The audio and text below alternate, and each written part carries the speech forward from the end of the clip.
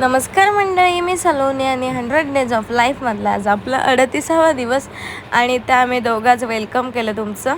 आणि सकाळी सकाळी तुळशीची पूजा करत होती. बाहेर खूप पाऊस पडत होता. तुळशीची पूजा झाली आणि दूध आमचं तर गरम करत होतं आणि आम्ही नाश्ता करायला बसलो. तर आज मस्का बटर खात होतो आम्ही सगळ्या तिघीजणी. त्याच्यानंतर मशीनला कपडे लावले मी आणि आज भाजी बनवली, मटकीची भाजी. आणि इथे बघा दोघं भाऊ चहा नाश्ता करत. इतर वेळेला रोज भांडत असतात पण आज एकत्र बसले आणि ते शाळेचे टायमिंग झाले पावसात.